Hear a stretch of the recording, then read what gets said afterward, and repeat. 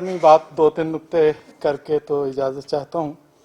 एक तो ये कि मेरा ख्याल है उनके अजीम कारनामों में हमें फरामोश नहीं करना चाहिए कि इत्तेहाद उम्मत के लिए जो उनका जज्बा था, जिसकी तरफ हमारे बरादर अजीज़ भी इशारा कर रहे थे, उसका एक इजहार ये हुआ कि मिली यकजहती कौंसिल एक तरह से ख़त्म हो गई थी, तो उन्होंने उसका एहया किया अपनी ज़िंदगी के आखिरी वो हिस्से में।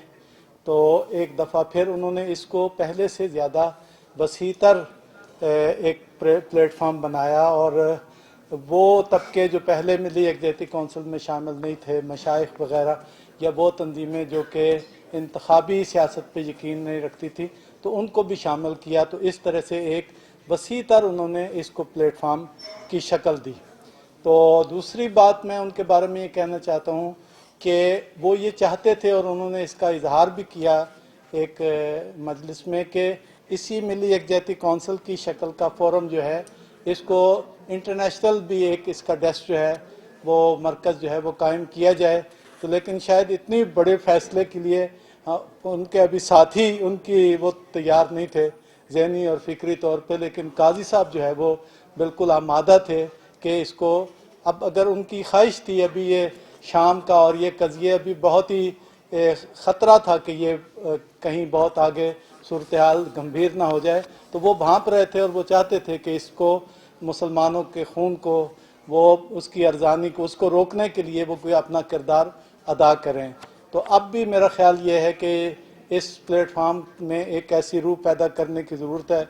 मुझे नहीं पता कौन इसका फ़ैसला करेगा, लेकिन अगर जमात इस्लामी ही इसको अपने ज़िम्मे ले तो हम एक ऐसा इज्तिमाई किरदार अदा करने की कोशिश कर सकते हैं जो काजी साहब जो है वो चाहते थे।